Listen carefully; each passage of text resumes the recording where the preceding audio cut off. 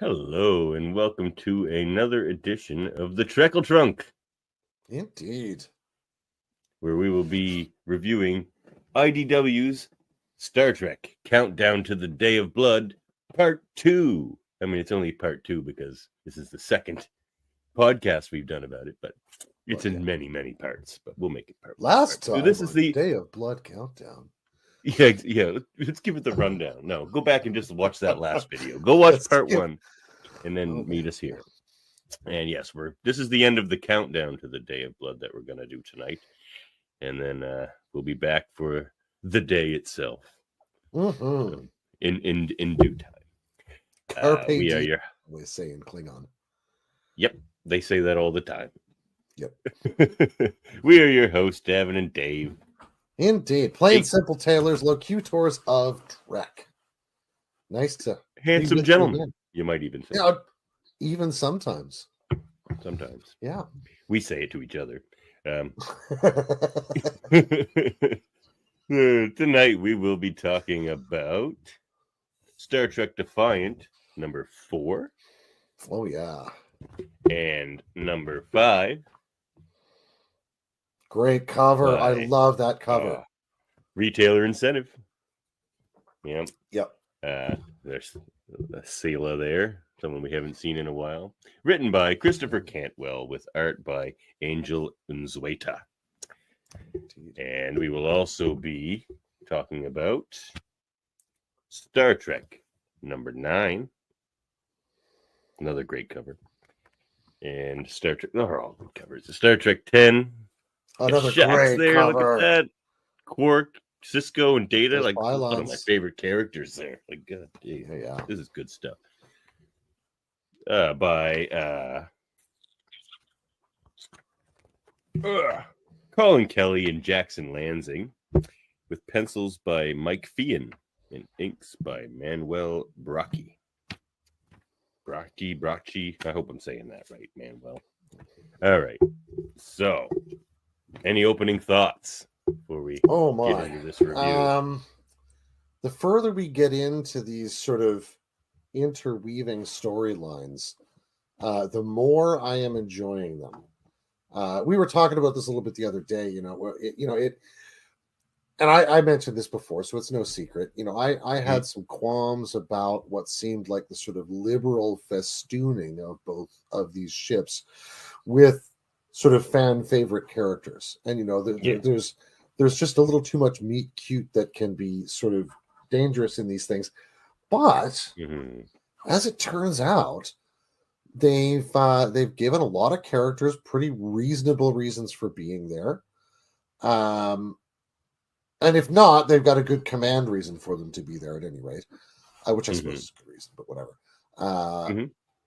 And they're all starting to really show why they're in the story at this point, and I love how the Defiant is becoming a kind of mirror image of Cisco's ship. It's like a little a lovely A and B plot kind of thing, but they're each their own A plot, Yeah, it feels like they're each their own A plot. Because I had that same feeling while reading these. And because you have to read them. We read them Defiant 4, then Star Trek 9, then Defiant 5, and then Star Trek 10.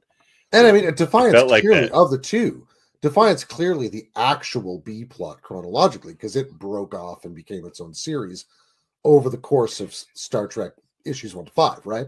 Or 6 or but kind of is the A plot. Interestingly enough, right? I love it's the most into itself. Kind of, at least from what we've read so far, it's kind of the most engaged in the main villain and the main struggle, I guess. Yeah. Because Cisco gets kind of whisked away to Cardassia sort of thing, which is almost like an interruption of the story. A lovely one, but and it's not entirely. It's all connected, but kind of seems like one. Oh, yeah. So why don't we break All into right. Defiant number 4 here? All right. And as we said, we'll walk back and forth between these two series to We weave will. the narrative together. Oh, lovely. I have a toddler who can climb out of her crib now, and it's hard to put her to sleep these days. Anyway. Oh, yeah. Yeah. So many more skills, get a visitor down so here. little impulse control. Yeah. It's an exciting age, I'm sure. Yes, indeed. So, Defiant 4. Defiant.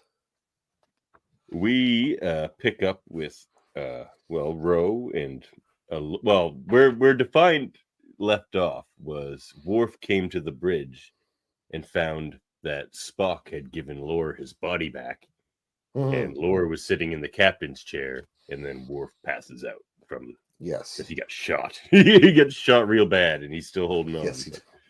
Yeah, he's currently being he's being sort of kept conscious and functional by what's it's called? The adrenaline. Oh, the Sacrament of Kalis. That's right. Yeah. Yes, which we'll get a new name here shortly. Yeah. I love how they draw Lore, because he's just look at his face. He's so creepy. Such a disingenuous bastard. Yeah. But they really, I really love the art in this.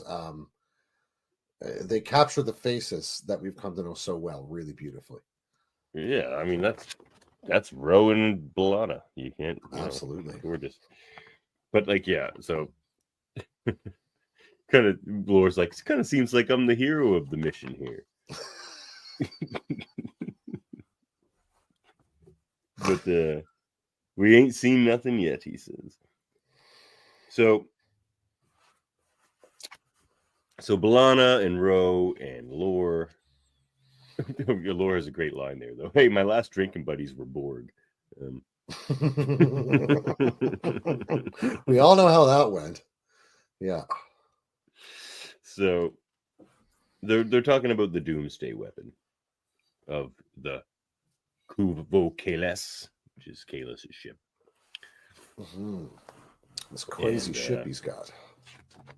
It is indeed. The single most lethal thing in the galaxy right now by several orders of magnitude, Lore reckons, by everything he's been told about it. And he's not down with that. Like, if anyone's going to rule the galaxy, it has to be him. So that's sort of the thing that's interesting. Bringing him along as an ally. And they even mention that to him. Like, oh my God, when him and Spock here are going to go on an away mission together, and it's the most glorious, like, buddy comedy thing ever. But we'll get to that. And what might be called a flamingo up from start to finish. Yeah. It's bigger than what the English would call a cock up. Yeah. So Lore and B'Elanna are like helping each other out with like good ideas, engineering ideas, and stuff like that. So then they find these other ships. There's this other ship, the one that Sayla's been mentioning in her correspondences. That ones that she wants, because they have these cleave ships. So Lore finds out that it's Romulan and not Klingon, even though it sort of looks Klingon. It sort of looks like a bird of prey. It's got a real Burrell head area to it, or a bridge. Yeah. Yeah, it's almost like a Burrell mixed with a Romulan Valdor. Yeah, because those wings are very Valdor for sure. Yeah. So then we go back to, but so they're running the bridge right now. Ro, of course, arguing with B'Elanna. They just do not get along. It's hilarious. And Lore, what a threesome to run the Defiant bridge. So then we get back to sick bay and our Orion, who we only know as X right now. She won't tell anyone. A farmer, as they call them. A farmer, PH farmer. PH farmer, yeah. She invents drugs and sells them. Charming Orion. Character. Yeah. Orions. We learned more about Orion stuff here in the next issue. Some of them haven't been pirates for 5 whole years. Oh yeah, so she's doing exactly for 5 years. She's not one of them. She's been a pirate within 5 years. She's been a pirate the entire time. Actually, I think even the pirates aren't huge fans of her. Which I think it seems like it. she's an interesting character because she's being very Deeply mysterious shifty. on purpose, but Yeah. she doesn't seem to fit as an Orion very well. Like she's this doctor, No, but in that sense, but like fits she very well invents in the drugs. Yeah, it's very well defined. It's a misfit crew. So Worf's getting surgery, but she's like, I can't risk putting you under, so this should be fun. She says to him.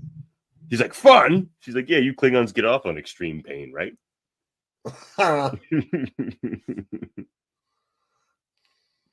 So his heart valves are collapsing. Mm-hmm. And she comes to realize that she has to give him like the Klingon adrenaline to keep his heart going, which is the sacrament of Kahless.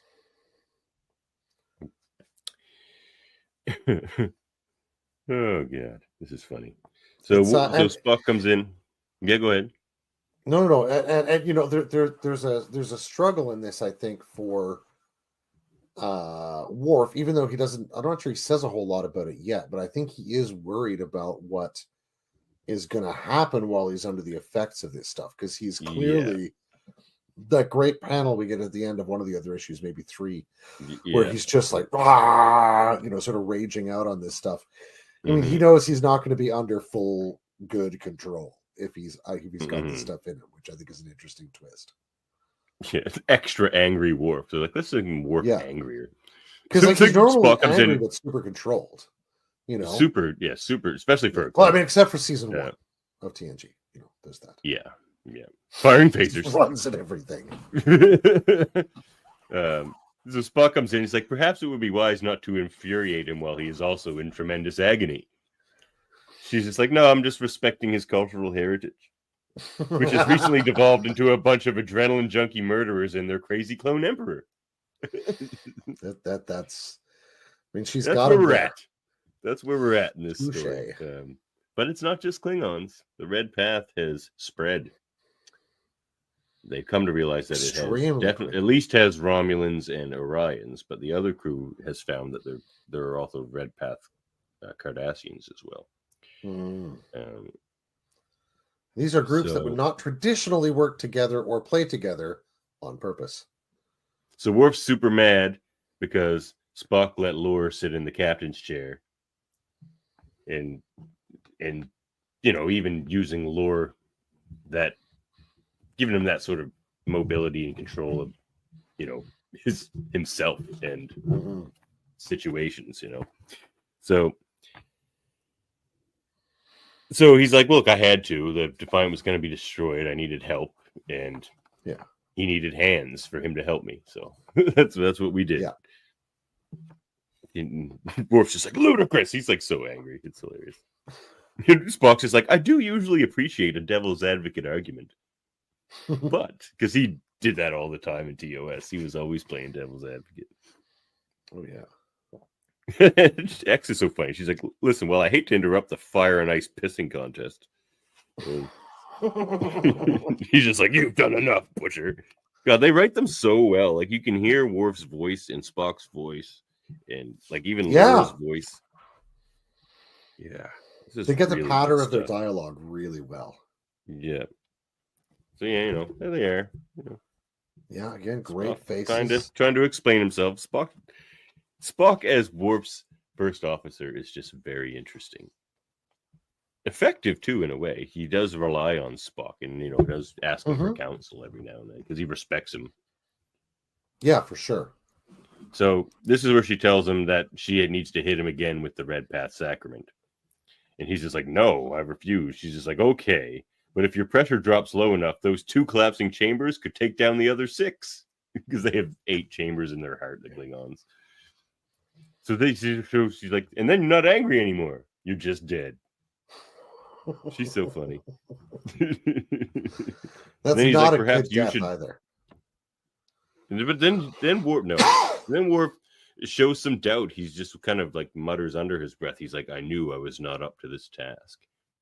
And he keeps questioning himself as captain. And so here he tries to get Spock to take command. And Spock simply just says, no. Yeah. And then he's dragging him away, and he's just like, because that was as lucid a suggestion you could have made as captain, you were still qualified to be captain. Good point. Good old Vulcan logic. And then we have another sidebar, another Mhm. correspondence, Sayla to the Tal Shiar regional prefect Aerith.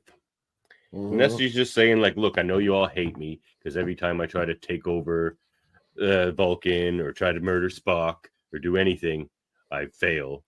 So she keeps getting demoted because she does keep failing. Yeah. And she understands that. She's not even bitter about that. She's like, yeah, okay, fine. I didn't succeed, so whatever. But I need you to listen to what I'm saying in this case because Yes. it's bad. He's like, it's bad. The Red Path have, infected Romulus as well, and this weapon is insane. So it's not just that Kahless has this crazy weapon that he got from that race of builders, Mhm. but every time they kill these like godlike creatures, like the crystalline entities or whatever, they also gain those abilities. So, Mhm. So this is something that's evolving or developing or whatever it's doing. Yeah. it's so interesting where they go with this. So then she pokes Worf with the adrenaline. He just he just stands up. Attention! I apologize for any lack of control I may demonstrate. The triage methods being used to keep me alive may result in some side effects. Oh man. Okay. Promptly begins And then chewing on the arm of his chair, yeah, and then Ro, this is where we learn the farmer term, and Ro calls X a low-life farmer. And they're all like, what's a farmer? and then Laura's just like, an illegal pharmacologist, drug dealer, hyposlinger, subspace juice jockey. Gets a good data moment in there. It's nice. Yeah, kind of. Yeah, I don't know if Data would use the term subspace juice jockey. No. That's definitely in Laura's style. Yeah. So, yeah, this is where they split up, I believe. Mm-hmm. Oh, yes.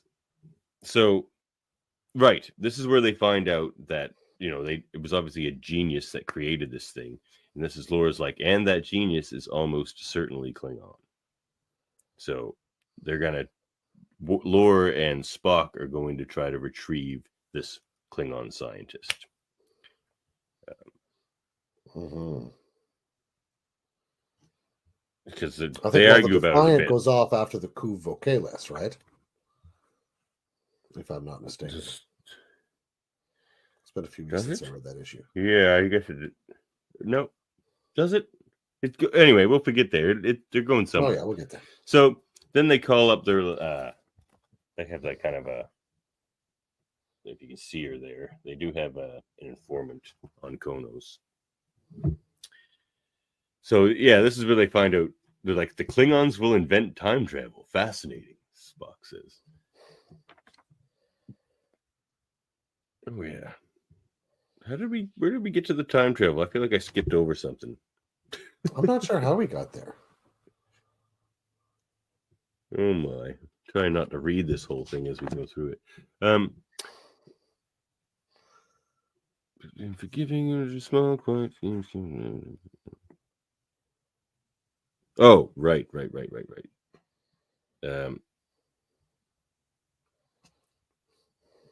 Oh, what's this now? Starfleet Archive. It's another sidebar here. B'Elanna Torres acting. Oh, this is great. This is so when Voyager gets back, they all get debriefed, obviously, by admirals at Starfleet. And Jellicoe is the one who debriefs B'Elanna. And she's just not playing his game. Because he's trying to. This is where they get to the Klingon scientists in the time travel. Because Jellicoe's asking her about future Janeway, in Endgame, comes back in time, and they're like, "Well, how did she do that?" And Torres just like, "I'm not telling you."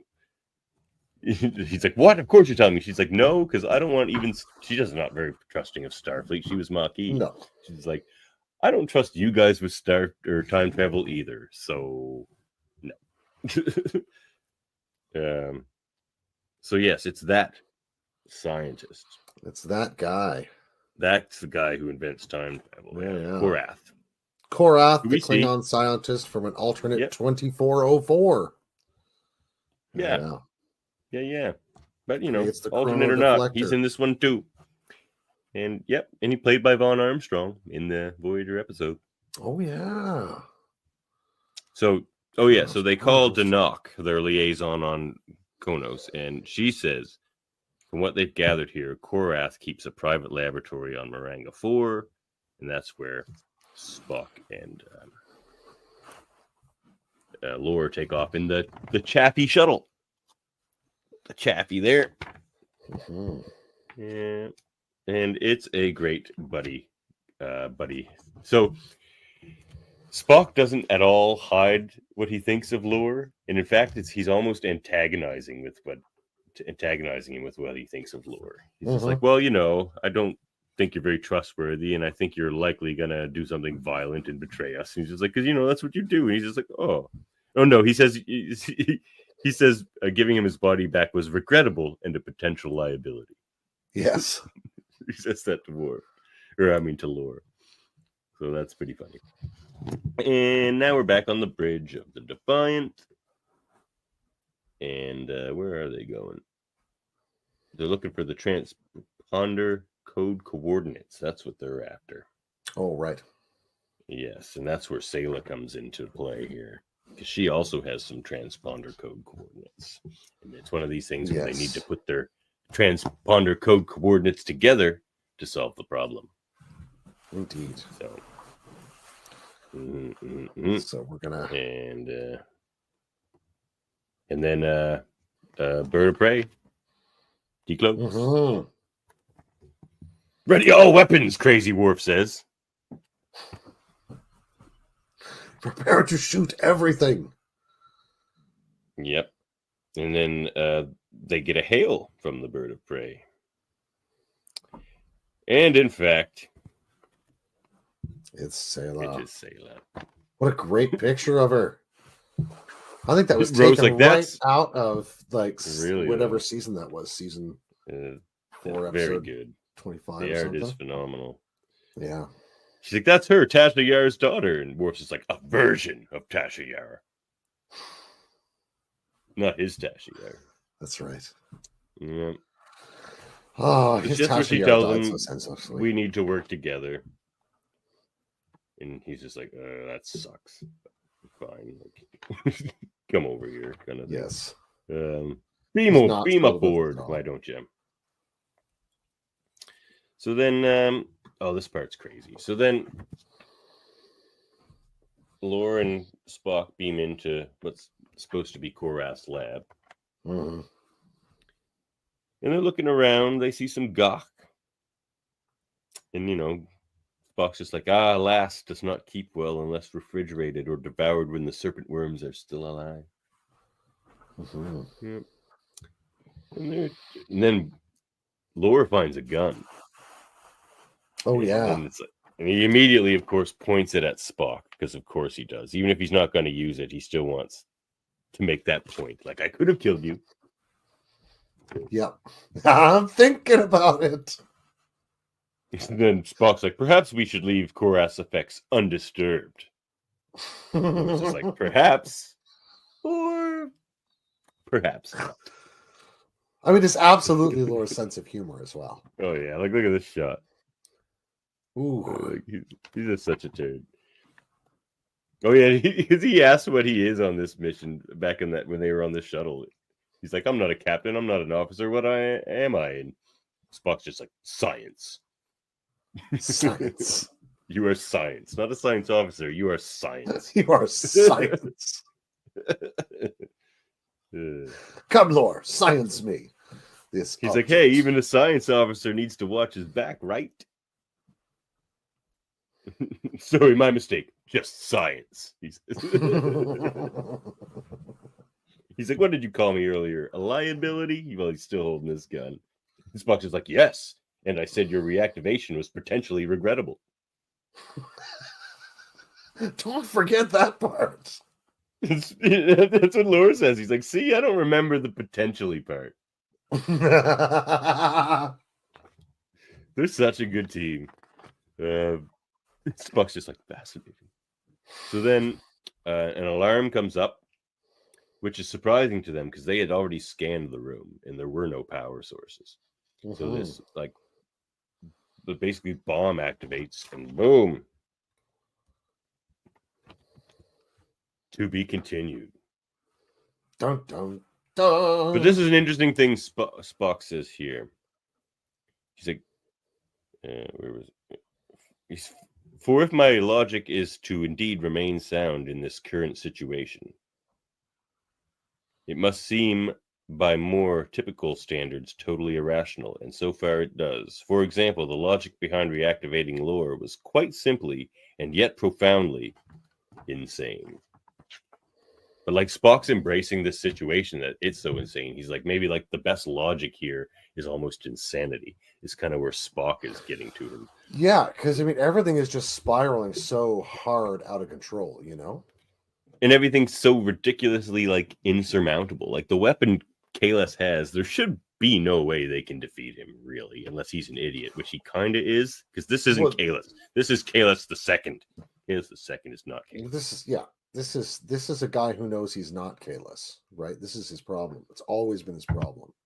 Yes, like what that would do to somebody with like the makeup with of Kahless. Kahless's mind and memories, right? Like, oh my gosh, it must be torturous to him. Like, yeah, can you imagine? So he goes on this grand thing, but you're right. Like, there's no way they could beat his weapon. They've got to do something different. Mm-hmm. Yeah.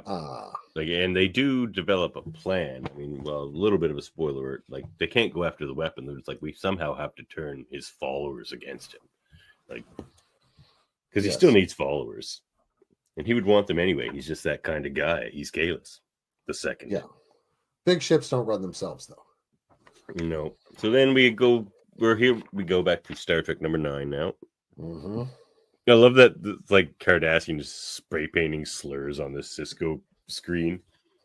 Because Cisco is a slur on Cardassia now amongst the youth, of course. Mm-hmm.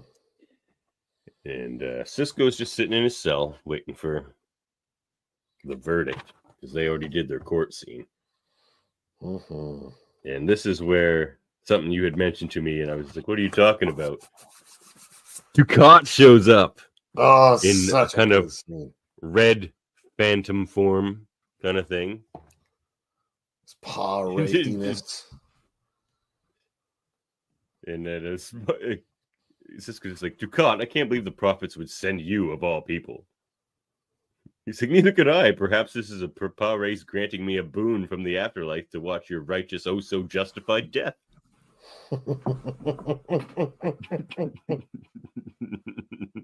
like, or maybe I'm just going mad. And or that's what Cisco says. And then Dukat's is like, oh, I think we both know you crossed that line some time ago. Luckily, you're in excellent company. I mean, it's not impossible to say insane. that. It's not impossible to say that he crossed that line in the same cave that Dukat did. You know, they kind of broke each other in a way. That episode Dukat worse how so. The series ends. Yeah, but they like, really get really far. Cisco almost sort of abandons his morality at least in relation to Dukat, because he's just like, next time I see him, I'm just gonna kill him. And that's not really the way Starfleet officers are supposed to do things.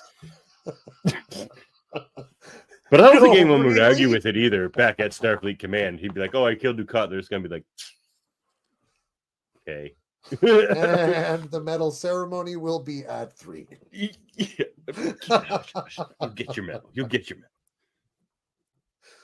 So then, they argue a bit, Dukat and whatever Dukat is, and Cisco. But the difference he says to here, because Dukat's trying to say that they're both the same, like they were both touched by the divine, and that's what makes them have so much in common. And Cisco's just like, no, you cast your lot with a pack of devils. He's like, I was, and Dukat's like, chosen Benjamin. What hubris! He's just, and he goes on why he thinks he's right, and Cisco's just like, no, every hellish choice you made was yours, Dukat. And that is true. Like he's like sought out the Pa race. Absolutely. He went down. and He took created a himself cult. down that road And once he could no longer destroy Bajor at his own leisure with his own hand. Yep, because he had no power within the Yeah. Cardassian military anymore. So he's like, cult, that'll work. Yeah. Gotta love a good Yeah. cult. Yeah. You're right. It's not So- something that hasn't been tried before. So then, all of a sudden, at the door, Garrick's there, and he hears Cisco say Ducat, and he's like, Ducat? I spent a while fantasizing about him as well. How it might feel to slide a knife into his ribs, to see the light fade from his eyes. Sadly, Captain Cisco, both of our fantasies are over. Now only reality awaits, and they head back to the court scene. But before we see that, we are in the corridors where the Red Path guys are running down the corridor trying to get to the rest of the away team. Yeah. But Shax is there. Shax is waiting for these cardies. Shax is so looking forward to this. They're just like, our path is paved with glorious dead. The world is hidden. Our path is red. Oh, see, this is actually great. So, what this is a song that we've sung many times before, you and I did. Mm-hmm. But this is the Warriors Anthem rewritten by Kalis II, or whoever he got hired to do it. And it's now called Faith of the Blood Guide. Mm-hmm. But it's still through the same beat. Yeah. No, not that one. No, I'm thinking of the wrong one.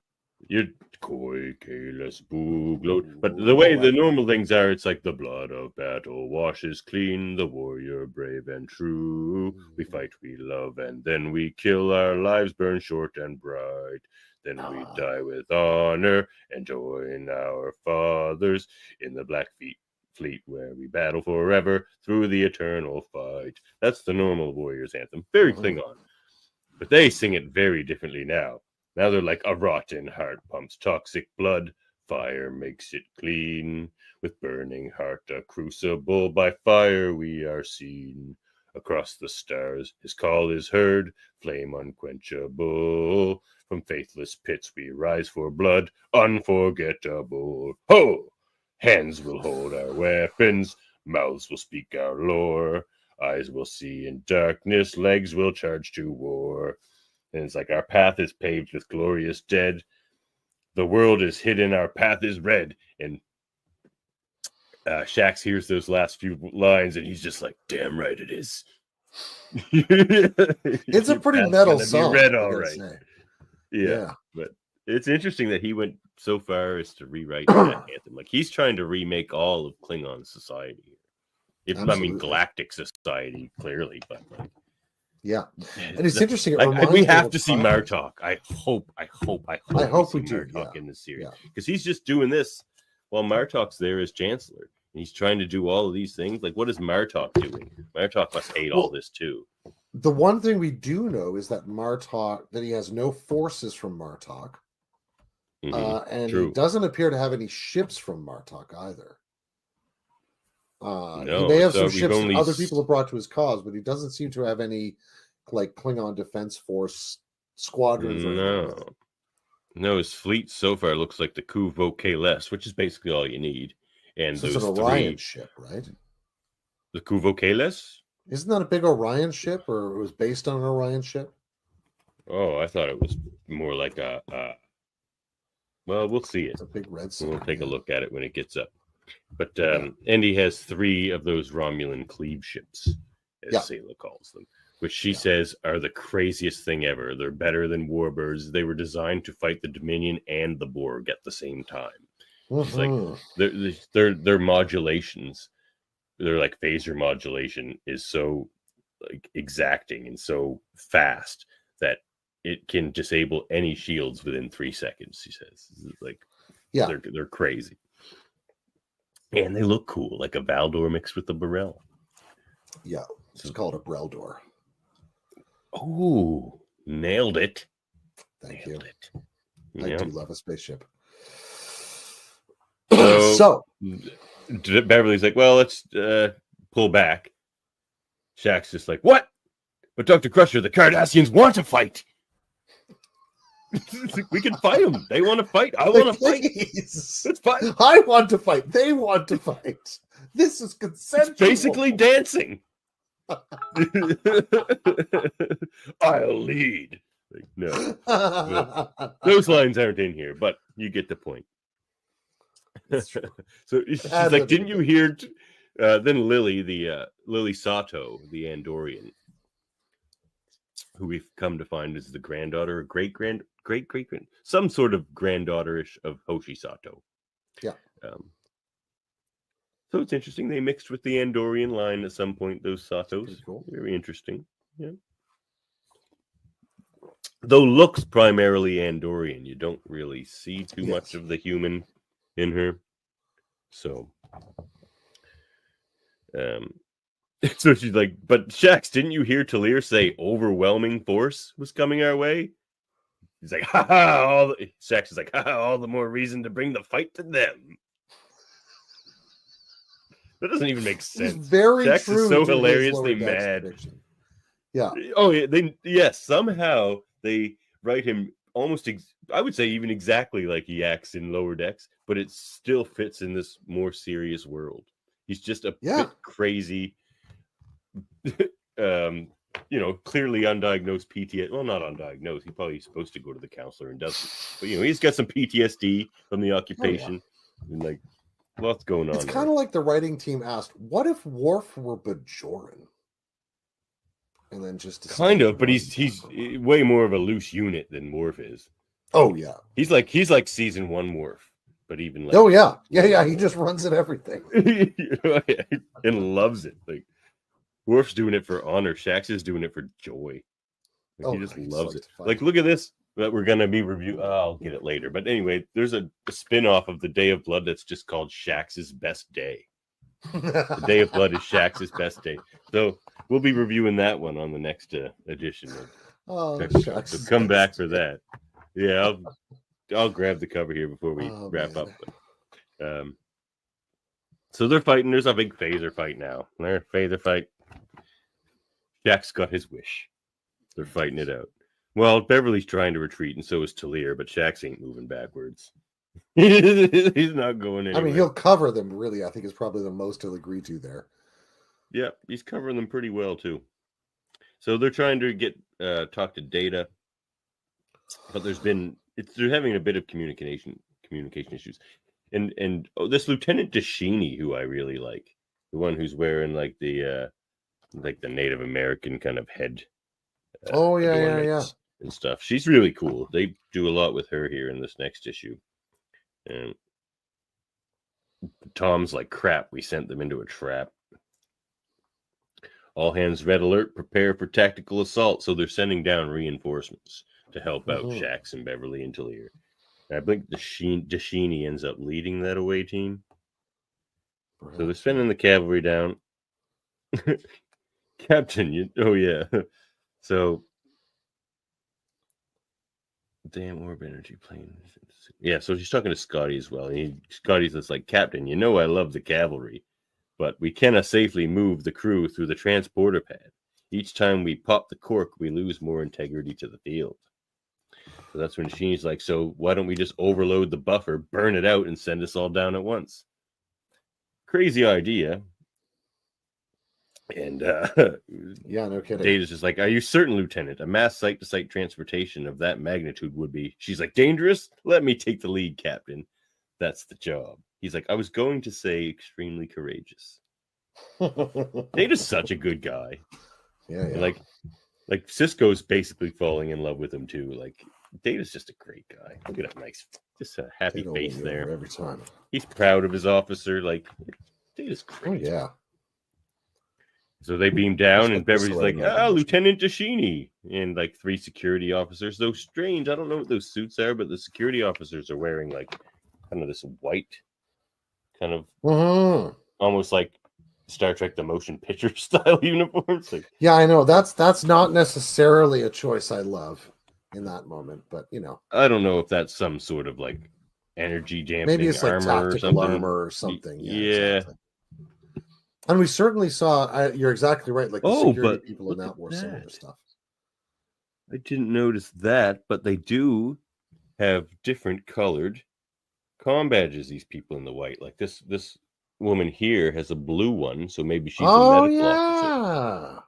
So that's interesting. So it is how some kind of special uniform then. Yeah, it is. That's fine then. Yeah. It's actually good that they stopped sending Starfleet officers down to firefights in like a jumpsuit. Just like nylon pants. Yeah, exactly. Go get them. Nothing can beat your nylon pants. They're shooting disruptors at you. Yeah, Kevlar's not really going to make much difference. I suppose. Just weigh it down. Yeah.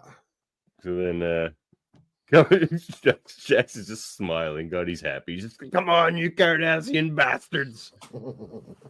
You want battle? You don't know the meaning of the word. The prophets say hello. He's like smashing their heads together and everything. He's just having the best time. He doesn't need this is his best day. Yeah, he doesn't need any of that sacrament. He's high on life. Oh my God, Shax's on that sacrament. There's a chance we might see that in this story. Maybe that's what his best day is. His best day.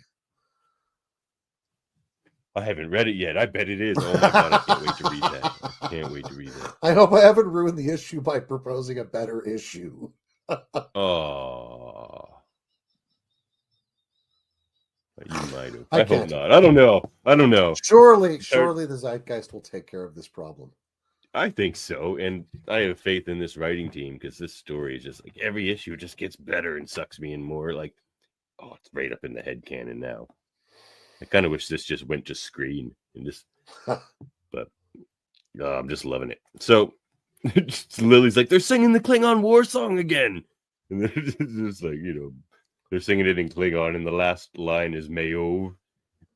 And Shax's just like, I got your Mayo right here. And he just like throws one of them into like the bunch of them. He's like throwing them around and everything. He's just lost it. Less hunching, more punching, Dashini says. It's pretty funny. Anyone think these fanatics are a little more frothy than we've seen them? They like fighting Jemadars. I like the way he was frothy. That's what Shax calls them. She's like, they're on drugs, Mr. Shax. They're completely addled by a combination of psychedelics and amphetamines. He's like, oh, damn, they were almost earning my respect. Wow. Because they were acting like him. It's like, these Cardies aren't so bad. What? They're crazy and want to fight. Psychotropics and amphetamines for that? Come on. Or psychedelics, sorry. So then Talir, using his mental powers, again, don't seem to be acting quite like Vulcan mental powers. Yeah, not regular Vulcan powers. No, like God, no. That's another mystery. There's so much mystery in this story. Yeah, I'd like to learn more. Annoyingly so, where you're just waiting for them to unravel the mysteries. It's all well paced. So he's like, if we go through that door, that's what we're looking for. Oh, that's right. They're after this team is after the orb of destruction. Yeah. That's what the rest of Sisko's team are after. They're out in some sort of nebula. Yeah. So she's like, down that hallway of Cardassian reserves, because the whole hallway he wants to go down is just full of Cardassian Red Path guys. She's like, and Beverly's like, Dashini, hold the enemy here. Away team, you're with me. And they're going in. Yep, there they go. Down the She's an interesting commander that way. Beverly? Is. Yeah. And she comments on it at some point where she's just like, command was just a hobby for me. Like, I didn't really care. Like, and she said in that TNG episode, she's just like, I just kind of do it. It's nice every now and then, every month, sit in the command chair for a night shift. Yeah. But, when thrust into that position, she does very well. Like, she did save the entire Enterprise that time by herself. Absolutely, right? Yeah. Mm-hmm. Yeah, you don't mess with Beverly. And like what we've seen in the new Picard. Oh, wait. Yeah. Get on season 3 so I don't have to worry about spoilers. All right. All right. I'll do it. All right. Just let Guilty. We're back in the court scene. Everyone thinks Cisco is guilty. And then Barada Damar, who I'm starting to love, by the way. I'll get into that later why, but I love Barada. He seems very, very, he's super confident. Which I really enjoy. He is. So then he's like, silence! Before judgment is passed, it is clear the accused wishes to be heard. The court of Barada Damar would hear what he has to say. That's where Cisco, he stands up and he's going to give his final speech to try to save his own life. But also try to reach, like he kind of wants to help heal these wounds as well. Like he does feel some amount of guilt. He's like 900 million, a virtually unfathomable number. Like it is basically to think 900 million people were killed in like an hour. Like, or whatever it was when that bombardment started after they knew they lost, the Cardassians betrayed them. Yeah, just absolute madness, right? Yeah, it's insane. He's like, but now I can put a face to each, all of your sons and daughters, 1 billion dead Cardassians, 2 generations. He's like, yes, it was war, and I was the enemy commander, but it was the Dominion, not the Federation, who shelled your cities, who took your history, who split your people apart. What was done to you was cruel beyond measure, and you deserve your pain and you deserve your fury. He's like, I know, and I am sorry for this truth, that punishing me will not be a balm to that pain. Vengeance is not justice, and it will never heal. But if my death is what it takes for you to begin that journey, if my death in some way brings even one of you closure for the tragedy that was wrought, he says, then I am here. And Cisco is always willing to take one for the team, man. Oh yeah, he's the best. He's the best commander. Like he's like, things are real. You have to deal with things. And then awesome. Barada Damar says, then the verdict is as it ever was, as it was meant to be. Guilty. And then we go to the personal log of Barada Damar. And this is interesting, where he's examining the phrase that his uncle, Damar. What is Damar's first name again? The original one? Legate. No, I'm not say sure. Legate. Do we get it? I'm sure we do, but I forget. We got to somewhere. Anyway. I just don't remember what it is. Yeah. He says, for your sons, for my sons, for all our sons, is how Damar ended his big speech back in the final episodes of Deep Space Nine. So this is Barada Damar examining that phrase, for all our sons. He's like, everyone says that on Cardassia. Like, fathers teach it to sons, and they teach it in school, and just like, that's just a thing Cardassians say. And he's just like, I have been raised in the shadow of those 4 words, came of age in the ruins they created, and yet still they give me a kind of nostalgic hope. They make me look to my elders in deference. They inspire me to behave as my fathers and grandfathers in the state they built would have me behave. But now in the dark, before a dawn of true justice, I wonder if perhaps it's time for Cardassia to finally stop placing the burden of sacrifice on her children and start learning how to be the change we seek, regardless of the judging gazes of our elders, so we might leave behind a better Cardassia. Which speaks to what Garrick said about Damar. He's just like, I don't believe he's crazy necessarily, but he's a reformer. He's just like, he wants to legitimately change Cardassia. And that does seem to be the case, because those are his personal logs we just read. And I only read a little bit of it. It goes on. But, well, that was the end of it I read, but there's a preamble. Now we go back to the firefight. Look at Shax, just having a great time. Maybe this is just his best day. Maybe it's just more of this scene in its own book.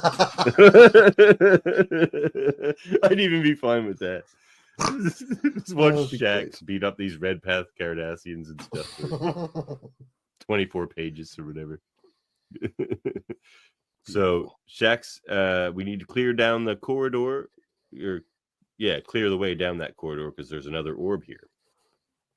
He's like, then Stay behind me and keep a keen eye, Commander. Our reinforcements won't hold these cultists for long. That's when Dashini's like, don't be so sure. And then Red Path guy comes at her, is just like, die, heretic scum. And she's just like, nope, you first. And takes his own batleth and drives it in his stomach. She's a badass. She catches this batleth mid-swing. Like on the blade That's end. pretty She just crazy. catches it. Yeah. How is Like, she doing Dashini- that? I don't know. Dashini is a badass, though. I missed that panel first because she's catching it on the blade. Yeah. She catches it on the blade and drives it into his stomach. And does not have her thumb immediately sliced off. Nope. So her grip strength alone. And precision. Like, Right? Yeah. Amazing. That's inhuman. I think she's cool. I like this Dashini. Very cool. And then they get there, and Beverly's like, Ensign Sato, you've got a head for locks. And she's like, it's really more of a hobby. Beverly's just like, that's what she says. That's what she says. Command was her hobby. Mhm. She's like, looks like we're both deep in our hobbies today. Beverly's so good at it. And then Shaq's just like, incoming, and he's just like holding the door by himself while they work. He's just, killing more Red Path guys. He's having a good day. Access denied. Access denied. Keeps happening. Lily, the situation is increasingly dire, Talir says. And then, because they're trying to get past this door, and then Shax just turns around and says, like, do I need to break down that door?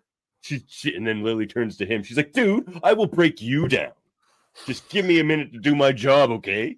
And he's just like, oh, look how his face changes. He's like, oh, geez. Okay, she's cool. She's serious. Just yelling at you. Come on. Jeez. No, you don't need to get personal.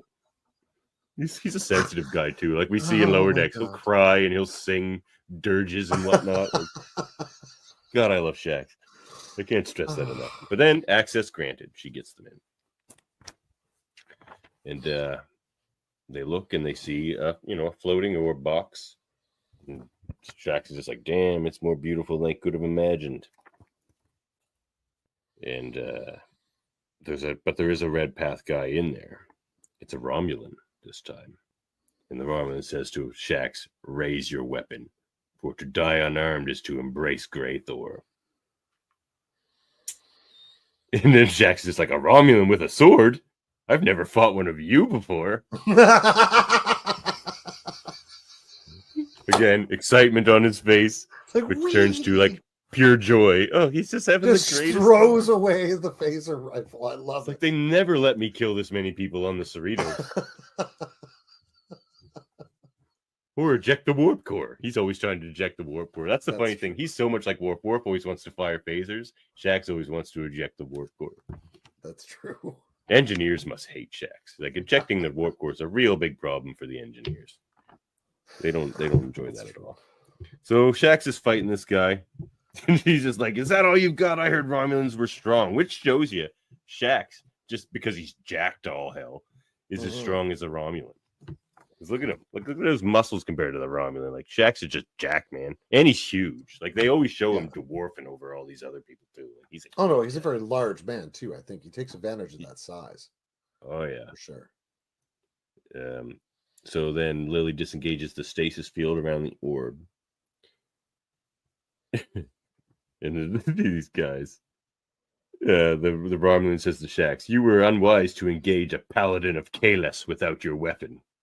Shax is like, oh, is that what I did? Or did I just distract you long enough to overload my phaser rifle? Which is now behind the Romulan. And then it blows up, and like Beverly hears him say that. Shax didn't clear this plan with the rest of the team in that room. Beverly's just like, Talia, Lily, get out of here. Shax is going to kill us all. Like, and then he almost does. Like, it blows up. But it knocks the orb box down, which opens in front of Talir, who is also on the ground. So now Talir is having an orb experience with the Orb of Destruction. Maybe not the nicest orb experience. Yeah, no kidding, eh? Given its name, So now we go back to the bridge where we got Tom Paris and Data, another cool team. So it's like you said, it seems like it could have seemed like they just threw all these popular characters together, but I feel like they chose them very, very carefully so that it did all make sense, but also so the personalities were fun together. I think it testifies they to could have thrown very good amount of like plotting out beforehand. They've really like they knew where they were going from the start, which is great. I would like to get these writers on the show and talk to them about this. Oh yeah, I love this story. We might have to do that. I'll have to work on that. Oh, yeah. All right. So Data feels bad because he can't help the away team. The ore box now, we haven't figured that out yet. I think they say it in the next issue, but the ore box is disrupting transport. They can't transport the away team. And Data's just like, he's talking about patience. He says, like, I don't like standing around. I find patience much simpler without the added pressure of anxiety, Data says. He's not wrong. Yeah, he's not wrong. Not wrong at all. So sounds nice, Tom says. Try Christmas morning with my dad sometime. Waiting for him to get through that first cup of coffee is like a graduate course in patience. And then Data's just like, I simply do not enjoy the experience of being useless. Because that's maybe never happened to Data before, like where he's just kind of stuck and can't do Certainly anything. Not often, has an idea. Yeah. So, we've got tachyon signals pinging. A dozen ships decloaking, Tom says. And Dave's like, how? This nebula is nearly impossible to navigate. That's why they had to use the sails that they put solar sails on the Theseus to just kind of glide in. And Tom's just like, they didn't chase us here. They were waiting for us. And we see the Theseus with the beautiful sails. And then all the ships waiting for them. The Derridex and other ships all waiting for them. We see a Derridex. We see a bird of prey. A Galler class. What else we got here? What is that one? Oh, that's another Cardassian ship. A couple bird of preys. There's this thing here, which almost just looks like this. I guess that's the station. Yeah, that's going to be your that's the station. Nor. Yeah, not Mbok or Terok, but something. A different Nor. Yeah. Yeah. So then we go back to the court scene, and there he is. Just goes strung up at the firing line. Funny thing is, they don't show it here, but I'm pretty sure in the next issue we find that Garrick's strung up next to him. They took them both. Somebody's like, we'll just throw in Garrick for good measure. Nobody likes Garrick. And then Barada Damar speaks. My fellow Cardassians, too long have we lived in the ashes of our tragedy. Today we begin something new. Today we leave behind the enemies of our past. Today we stop being controlled by our fear and begin a brand new path set down by ourselves alone. For your son, for all our sons. Fire. End of issue. End of issue. All right. Now let's skip back to the Defiant, shall we? All right. All right. Oh!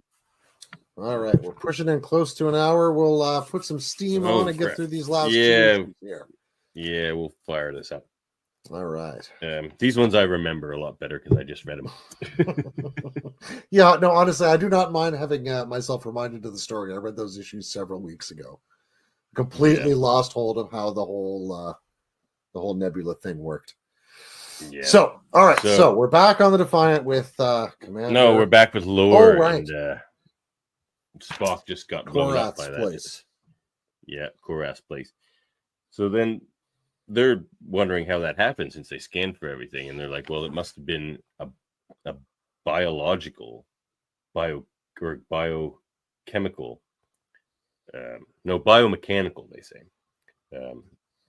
device, so that it could be inert and then fire itself up based on their energy coming into the room. So their energies, their like life energies, powered up this device and blew up, which is they come to realize is exactly how the Kuvo K-less works. So it's just like a smaller version of that. Massively technology. scaled up, So, yeah. Yeah. So it definitely shows that they were right that Korath must have had something to do with the invention of this device. Yeah. So it wasn't Unfortunately, they just the can't learn much species of more. builders. No, they haven't found Korath. But Spock's like, it's so complex that it suggests that this device is in fact sentient, this power source. And Lord's like, a sentient power source, that's entirely theoretical. He's like, well, almost. I suggest you review our Enterprise mission logs concerning the V'ger entity. So, right. And point. We're back to the motion picture again. Yep. So now we're back to the Worf's getting his surgery again. They're trying to keep him alive as best they can. What's wrong, Worf? Sayla says, what's wrong, Worf? Worried your son has become a drug addict on top of a murderer. That is none of your concern, Sayla. B'Elanna's just like, strange, Sayla. You remind me of Tom. You can't help but get a kick out of seeing Klingons angry. But they made a very good point here, right? This whatever this sacrament of Kahless is, it's addictive. Yep. And we get into that. Yep. So they basically are trying to convince the Orion doctor to go analyze the sacrament and figure out more about it. She's just like, I'm not. I don't do causes. I'm just kind of here, but I'm not like part of your cause or your team. Like, and then they just start to blackmail her. Isn't the ruthlessly? Like, isn't the penalty? Really? Yeah, ruthlessly. They all do too. They all join in on it. Like, B'Elanna's just like, isn't the penalty for being caught as a farmer in Federation space life imprisonment? Sayla's like, well, we Romulans actually torture all captured farmers when investigating the full extent of their distribution networks. She's like, oh, Blackveil, very honorable. She's in Worf's like, true honor would be returning you to your Orion brethren and confessing to your crimes. I could easily facilitate your surrender. Good old Worf. B'Elanna's like, although the Orion Pirate Code stipulates that all thieves and deserters should be beamed out into space, isn't that right? Let's just beam her out into space. She's like, all right. I'll go analyze your stupid friggin' like. Yeah. It's like, I've been sufficiently threatened, thank you. So then Spock manages to get in contact with Worf because he's back on the ship. They've gotten back to the ship. And Worf's just like, do you have Korath? He's just like, no, but we do have a mild consolatory merit. Something of mild consolatory merit. And then B'Elanna and Worf and Sayla leave. And Sayla's just like, oh, I'm so looking forward to seeing my old Vulcan friend. The one she tried to assassinate. Indeed. Yeah. Spock's just like, Sayla, what are you still doing aboard my ship? Like, just he hates her so much. She's like, you want to face these Romulan Bloodwings? That's what she calls these cleave ships, right? They're called Romulan Bloodwings.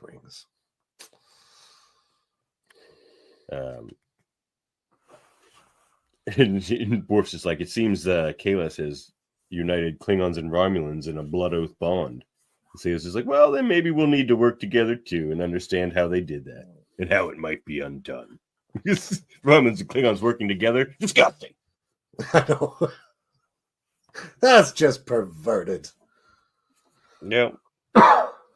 So then we have another sidebar, and it's the medical officer's log, and it's just that X character. She even signs it X at the bottom. She's just like, because she's doing a medical officer's log too, which is funny. She's just like, is this thing on? Hello? Okay. Let me get something straight. I am not a medical officer. I'm just stuck here. And I guess I need to, and this is where she says, it's interesting. So she's analyzing it, and she can really only fully identify two active ingredients. So it's this Klingon adrenaline, which she says it's like basically potent epinephrine, and uridium bicantazine, which is a primary component of the isogenic enzyme found in Ketracel white. But it's not the addictive part, which is what's strange. It's actually the nutritional part of the Ketracel white, because it completely sustains the Jem'Hadar. So this this iridium bicantazine, they were designed, the Jem'Hadar, to be able to survive entirely off of it, but for other species, it's just like a really, really potent megavitamin. Right. So she can't understand. So she starts calling the sacraments Ketracel Red. Very cool. Yeah. Because she doesn't want to call it like the sacred sacrament anymore. She's like, I'm sick of calling it that. I'm going to call it Ketracel Red. Yeah. But so what she realizes, because she can't isolate any addictive compound, is that it's just heightening the negative emotions in the followers of Kahless. Like, what did she say? So it allows them to be like fear, anger, lust, although she wouldn't classify that last one as a negative, she said. But they just feel a ton of it. And what's interesting is they may be, in fact, be psychological. It's a psychological addiction, because Klingons like enjoy those emotions. Like they have a predilection toward pain, suffering, agony, conflict, spite, stoicism during grief, you name it, she says. So maybe that is what the Klingons, at least, and seemingly the Romulans and other ones as well, are addicted to. And that's what, because Worf, when he comes out of it, he's like, I want more. Like, I'm already addicted to this stuff. But what she posits is no, but Klingons are, she thinks that Klingons always appear to be angry. But what they actually are is afraid, she posits. That Klingons just live in this state of like very like raw fear.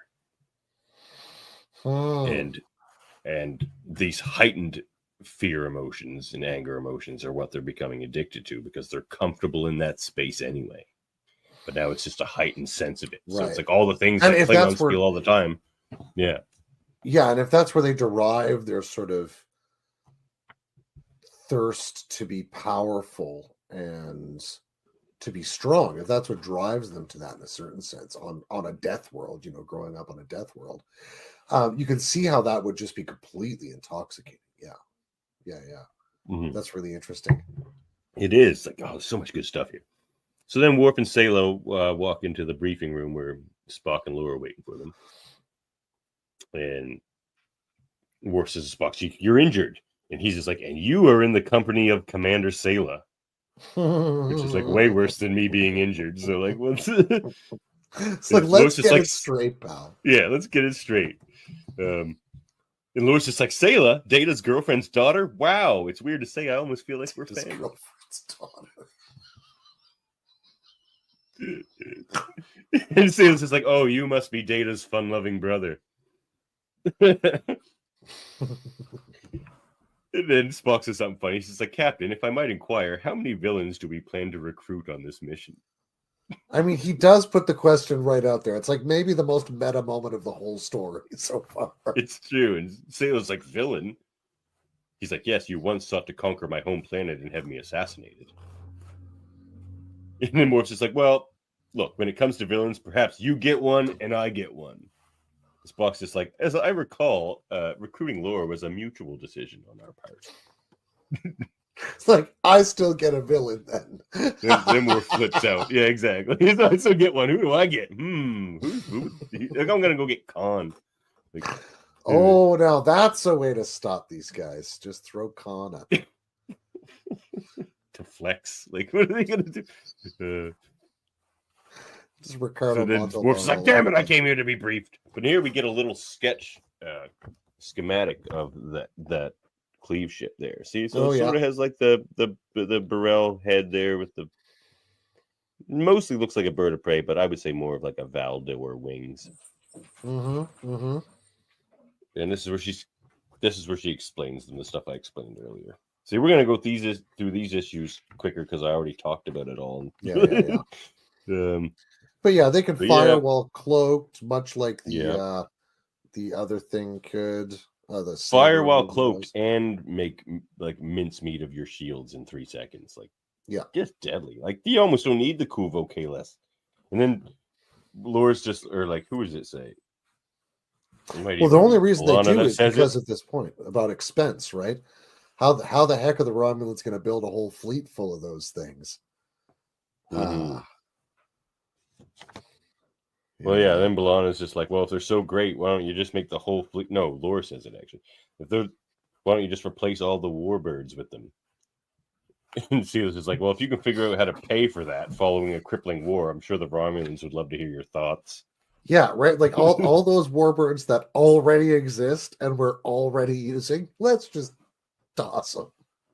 Yeah. So then they're talking about the transponder codes, and Worf's just like, Sayla, give me your transponder codes, and get off my ship.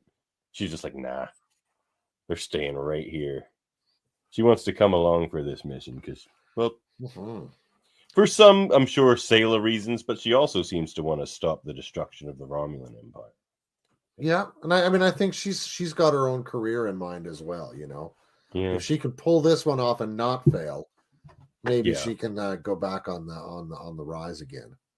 Get a warbird back, because right now she just has a shuttle. Like, she doesn't even have a ship anymore. She has a shuttle.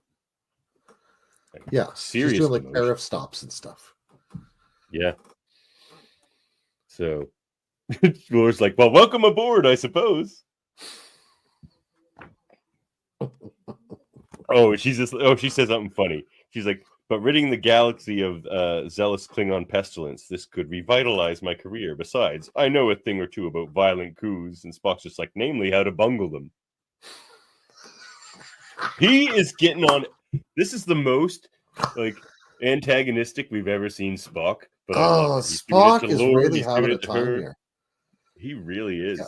That little He's getting pretty catty here. On him it's a bit. Pretty great, honestly. Yeah. You forget how snarky a Vulcan can be until you're really running to Spock again.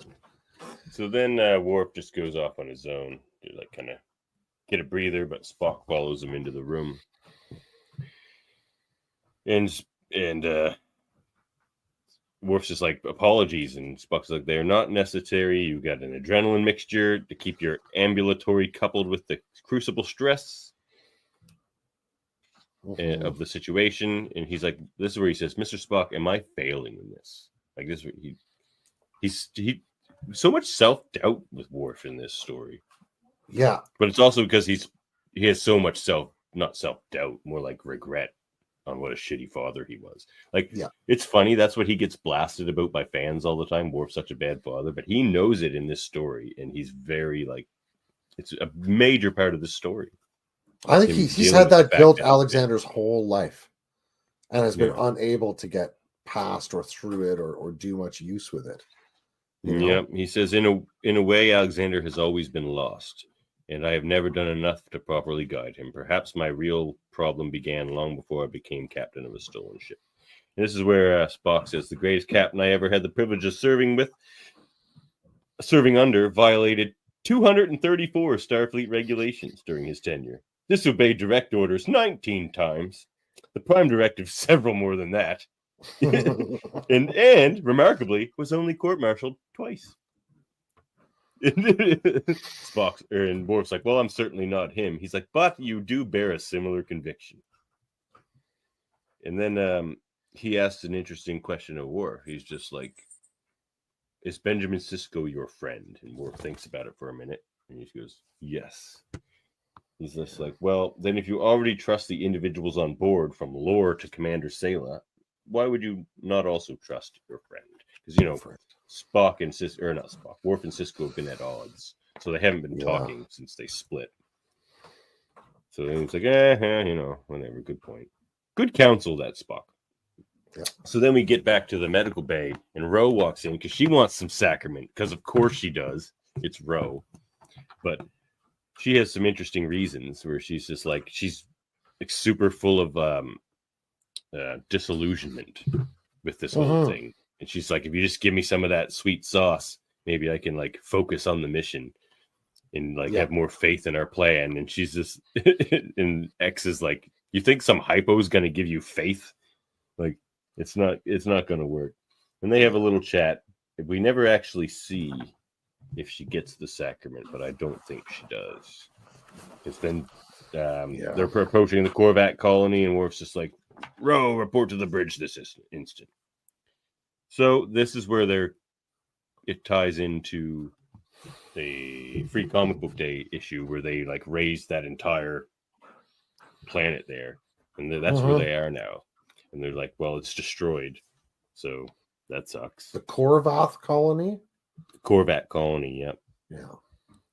The debris field is so dense they can't transport down. But they need to get this piece of equipment. What do they call it? I just call it the module, I guess, because it might have Kales's whereabouts in it. It's the module from the Santa Cruz. So there's a destroyed. Yeah. The Santa Cruz was the ship from that Free Comic Book Day issue, which was also destroyed, but its transponder is still out there. So they think maybe it will have some information to tell them where Kales is. And Laura's like, well, I can do it. And that's Data would do. He's like, I can't be harmed, really. And he puts on a spacesuit, and Sayla follows him out. And she's like, do you even need that suit? He says, like, no. I drifted in space for 2 years. But I'd rather not damage any thermal circuits this time. And then Sayla's is like, cold. Sayla's talking about the power of this weapon and stuff. And she's like, having been made in some science lab, no offense, of course. She's what is it? Anyways, forget I said that.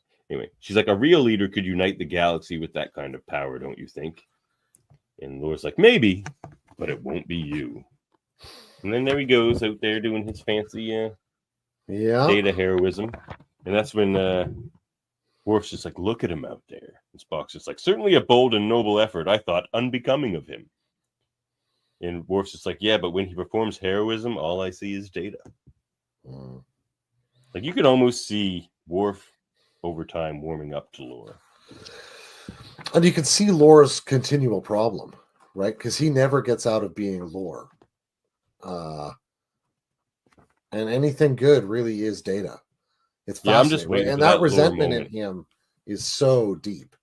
You know, like that's... You think that Lore shoe's gonna drop? It hasn't yet. He's acting very nice and cooperative.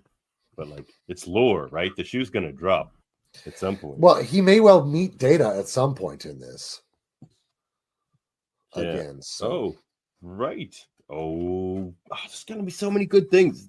Oh, this is such a good story. There are so many potential disasters in this. It's great. So then they do find footage from the bridge on the attack of the Santa Cruz, and it's Alexander committing some murder. Yep. But then Worf's just like, no, as I said, all his life, Alexander has been lost. But here I see in him absolute focus, total conviction. I have completely failed him. And then this is kind of twisted. Like, they kill the captain of the Santa Cruz, make a handprint with his hand in his blood, and then write some stuff below it in the captain's blood, which says, no victory without combat. Yeah. And then we see Kales. He's making a statement. He is. Hear me, he says. And he's just like, hear me, Martok, son of Urtog. Hear me, Worf, son of Moog. Hear me, United Federation of Planets, Romulus, Cardassia. Hear me in every quadrant. It's like, it is time now to return to Konos and breathe life into our empire. So he's turning back. He's just like, know what? We got what we need. Now we can go take our planet and then branch out. Indeed. So we got to have now Martok now. He's going after him. He's going after him. Oh, yeah. boy. Oh, boy. The Day of Blood's going to be so good. He's like, to make the galaxy our empire. You once referred to me as a fungus from a glass tube. Now witness what I am about to become.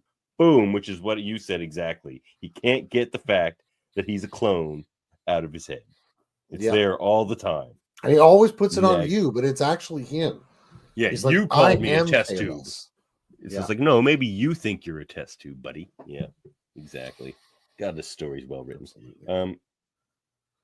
So yeah, Worf goes to finally send the message to Benjamin, which he does leave. Yeah. He doesn't hear back from him. It's just a one-way message, not a just to communicate, as it always is in space, because it has to cross great distances. Well, most often. And he tells them that they have to. He wants him to meet him at Konos, because that's where the Kuvo Mhm. K-less is going to be, which he didn't want to tell Cisco at first. Like he's like, if I tell Cisco where the Kuvo K-less is, he's going to go and destroy it with Alexander on board. And he doesn't want that. He wants to save his son and stop the Kuvo K-less. So Worf's objectives are so much more complicated than Cisco's are. Yeah, but it looks like he's tending now toward, if this is Alexander's end, hopefully he meets it well, you know? Yeah. He seems to be getting to that point with that whole he's lost and I've completely failed him. Yeah, exactly. Trek Hello, Reviewer the says Trek hi. Reviewer. And Sam says hi. Hi, Sam. What is the Day of Blood? The thing we're counting down to, Sam. Are you paying attention? We're as interested as you to find out. Yeah, it's true. It's Shax's best day. We know that. Yeah. So then we have we're back to final one we're going to cover here tonight, and it's Talir's orb experience. Yep, in his orb experience, and they are like, "You are not the orb. You are not the Cisco." It's like, "I am Talir, a Vulcan of Starfleet." They go, "You are not." Which we know he's not a Vulcan, man. I want to know what this guy is. That's the one thing that's starting to drive me crazy. Not in a bad way, but I just really want to know. Mm-hmm. And he's just like, I am uninterested in playing a game of masks. We are each who we are. I am crewman to your Cisco, an emissary in my own right. You are arms manufacturers. That's what he tells the prophets. Emissary in my own right. Yeah. That is fascinating. Maybe that's a clue. Interesting. Whose emissary is he? Like Cisco's because he's on his crew? He must be talking deeper than that. Or emissary because he's talking to the prophets? Like, or is he the emissary of some other power? Yeah. I feel like it's that. But then that's like what the orb of destruction. Feel of. This is an interesting orb experience. They go, the orb of destruction makes many from one. Mm-hmm. He goes, from your vantage point beyond history, the full cycle of each moment is seen. You cannot plead ignorance for the destruction your tools have wrought. And they go, in your hands you hold our answer. The orb of creation makes one of many. Together they make all of all. He's like, you are giving weapons to children. They are not ready for this power. And they go, little one, they are not given to children. They are given to him. And Talir is given a glimpse of Cisco and Garrick dying up next to him. He has a bit of a screen. He doesn't want to get shot. He hates firefights. He likes to shoot people in the back. Yep. Good old knife is what works for Garrick as well. And Talir's just like, Captain, oh no. And so he thinks he's seeing the captain's death here. Mm-hmm. But then, the Jem'Hadar and Barada's, Damar's other loyal soldiers, I guess, in fact, just shoot everyone in the audience of the court. Kill them all. Yep. They annihilate the gallery. Yep, they annihilate the gallery, and one of them yells, "It was a trick!" And Barada Damar just goes, "No, it is justice." So now we see Damar's big plan here. And that's when they let Cisco and Garrick go, and Cisco's just like, Damar, it was never about me, was it? He's like, this trial was just a trap to assemble your political enemies in one place to be slaughtered. And Garrick's just like, ooh, very good, Mr. Damar. I know, he's like this sincere respect. Awesome. Like, I told you he was a reformer. Shit. That was like in the Pale Moon Light level. Like, yes. Very good. So he's just like, he set out an invitation to all Cardassians, knowing only those with like the most hatred and like revenge and toxic dreams and simmering bile and rot, as he calls it, would show up. And the Jem'Hadar's just like, rot must be removed. That's when Barada says, my uncle... Simple phrases. Yep, that's what Barada says. My uncle was a fool, a puppet tyrant without ruling without power. True. And then he looks at Cisco and he's like, we will never be your utopian federation, nor would we ever want to be. But he's like, I'm building a new Cardassia where we're not going to let the past and like the old ways of doing things destroy our future any longer. Mhm. And he's like, it's like almost on Earth, if we could get all the people who like killing each other because they disagree on which fairy tales are real, that want to kill each other over that. If we could just make all those people go away, the Earth would be a lot friggin' better. It'd be a lot friggin' better. But he actually does that in a murderous way. I don't think we should murder those people necessarily, but he does. Well, he does it in a very Cardassian way, right? Well, he says that too. He says, what is it? Garrett says he's like, it's nice to see that Cardassian blood still runs cold. Yep. Which is a wonderful way to put it, right? Mm-hmm. It's like they're not humans. They're not the Federation. They don't want that. They don't have to, but they can still be valuable members of a galactic community nonetheless, right? Yeah. Like Klingons don't have to be the same as humans either, but they don't have to be the Red Path. No. I feel like that's like that's the symmetry we're seeing here. Mm-hmm. So then Talir pops out of it, and Jackson's like, "You spoke to the prophets?" And he's like, "Yeah. And I fear they have forsaken us all. Guns of Cardassia still ring in my ears, and if I'm not mistaken, I just saw Captain Sisko die." Mm-hmm. And Beverly's like, "We'll deal with that later." And he's like, so Shax is like, "This is our last stand? I always hoped it would end like this." Oh my. So they have the orb. They want to get out of there, but Data's like, "I can't beam you up because of the orb." Mm-hmm. Like, I can beam you up, but not with the orb. So like, no, actually, I don't even think that he could beam them up. It's just like it's destructible. So then more Red Path guys are coming down the path, and all of a sudden the Red Path guys get shot from behind. Mm-hmm. And who is it? It's Sisko and Zero, the Jem'Hadar, and Barada Damar. Mm-hmm. And they're like, "Captain, you're alive." And then the Jem'Hadar says, "Say the words, Captain, for they've never been truer." Mm-hmm. And that's when Sisko says, "Victory is life." And they all start to. That was great. Oh man. And then I like we have these an phrases archival that they have as like a motif here. You know, like the piece from Jake Sisko really early on, and then the bit about "for all our sons," and now here with "victory is life." They have these sort of phrases that these species have held on to and structured themselves by, you know. But they're all coming into these different. Even the warriors built into the story so well. Yeah, they're all coming into different meanings. I love it.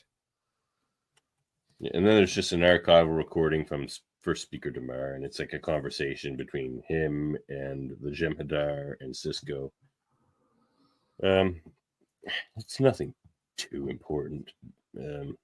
Sort of explains why he says victory is life. It gives a little more context. Exactly. It's more. It's a lovely piece of writing, but yeah, it is.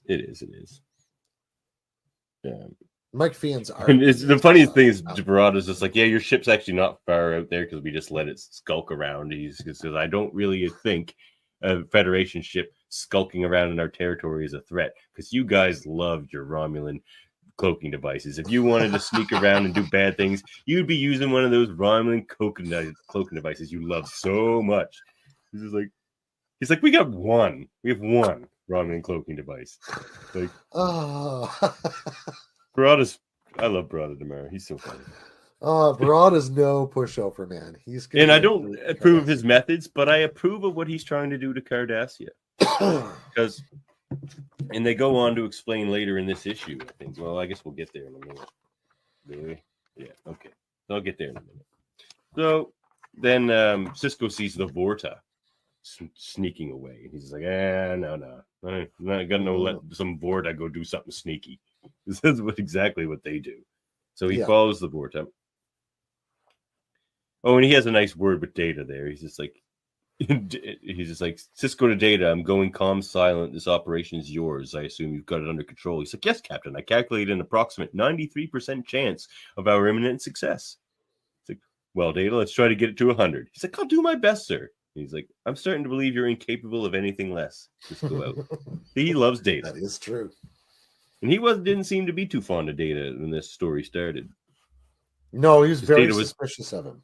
because he didn't He's like, choose "You're Data. Picard's Data man." was the one who was set on his crew to keep him in Yeah. line. Yeah. Yeah, he was Picard's plant, right? Yeah. Yeah. So then he sees that the Vorta is actually found a bit of a tube, bit of a containment tube, which has a changeling in it. The last changeling in the Alpha Quadrant, he says, and one that they've kept that virus from. So it's just a healthy changeling. And then the Jem'Hadar ends up coming in behind Cisco, putting his hand on his shoulder. So Cisco's like, "Uh-oh, I'm screwed now." And there's the changeling. And then the Vorta starts to talk about how the changelings built the Jem'Hadar and the Vorta, and what for, and what kind of lives that gave them. And he's like, "Gods demanding fealty and forgiveness while keeping secrets and trading lives, demanding we remind ourselves always that we were unworthy of them when it was them who were not worthy of us." And the changeling's like, "Wait, what?" And then boom, the Vorta kills the changeling. Yeah.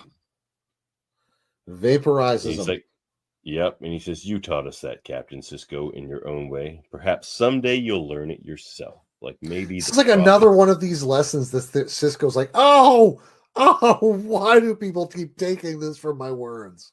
Murder. Yeah, that's what we he was pondering that, his relationship with the prophets earlier in the story. Like, well, you know what? Maybe they aren't worthy of me. Like, they just boss me around and never give me explanation and keep me from my family. And absolutely. So he's really getting disillusioned with the prophets. And then here we have it. Yeah, from the desk of Barada Damar, first speaker of the Cardassian Reclamation. To all sovereign governments of the Alpha and Beta Quadrants for immediate release. And this is where he's talking about the Cardassian state. He's like, we Cardassians, like in ancient times, had like God type myths and whatever.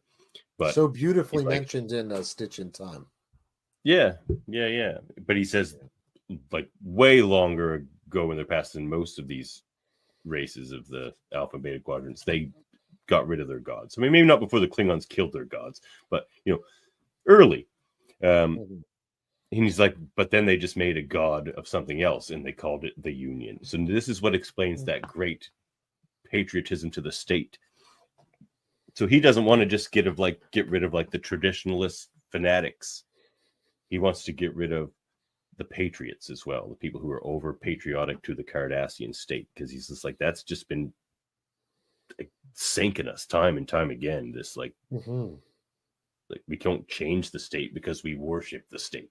So it's just the same thing generation after generation. He's like, that has to end. It's like, let's not do that no more. Let's try something different. He's like, it was our hubris who provoked the Federation, our cowardice that allied with the Dominion, our need for revenge that pursued the Klingons. He's just like, it's all been our fault. Like, he doesn't blame others for the we've made choices in here to take ourselves to these places. Yeah, like Cisco was saying to Dukat earlier. He's like, you chose to lie in a bed with devils.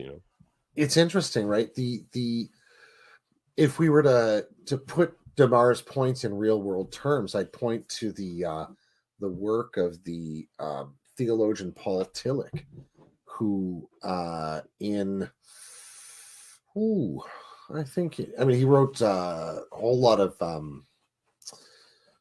structural theology and that kind of systematic theology and a bunch of things like that. But he also was a very interesting phenomenological writer, and he described this thing that he called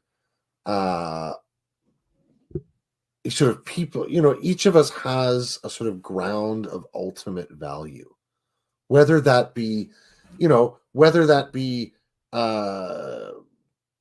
some sort of God figure, the state, the party, if that's what you are, maybe it's the revolution, maybe it's the corporate structure that you're identified with, right? Maybe it's just straight up hedonism, or maybe it's a football team, right? Exactly. Maybe it's your maybe football it's guns. Maybe it's guns. right? And this is what he says, right? Humans and sentient creatures, we'd have to sort of widen it out, have this capacity, and we invest things with value.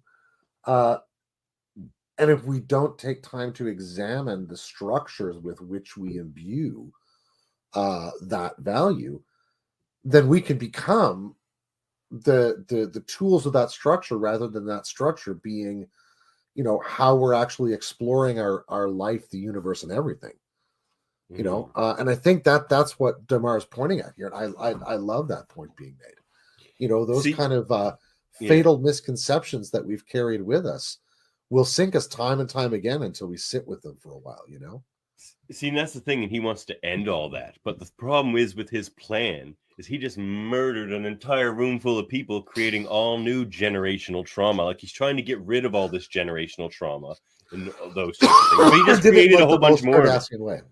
Yeah, like more. You're still being too Cardassian. More change, more change, buddy. Like you didn't go quite far enough. You still got that ice in the veins, like. So then it's just we end up with the Theseus is back at a star base. Is that Deep Space Nine? No, it's pretty. It's a Terok of some sort. I think it's Deep Space Nine. And they're looking at the ore box. Yeah, he's reconnecting with family and doing all sorts of good stuff. They've got a few moments to take a breath here. It looks like at the end of this issue. Yeah. He's like, he sees temptation. He sees, his crew's. Ooh, what is that? Is that? What'd you notice? Oh, anyway, it almost just looked like the NX-01 uniform crew there. Gosh, it almost did, didn't it? Yeah. But then he gets the incoming message from Worf. Yeah. And Worf's just like, Captain, you got to listen to me. We got to rendezvous. We got to make this happen or die trying. I know we currently find ourselves at odds, but Kahless must be stopped no matter the cost.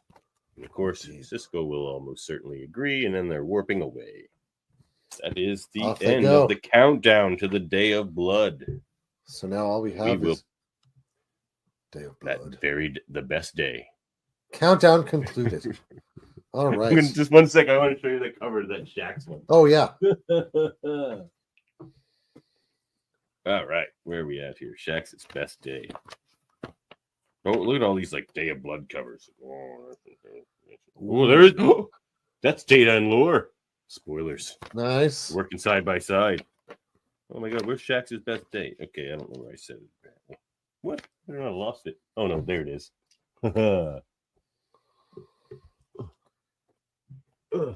What? Okay. And now an excellent view of Elocutor's beard. Oh, really? My bad. It's a nice beard. All right. Well, I don't know where I said it. I'll find it so we can read it. But we've already seen. Thanks for joining us, everybody.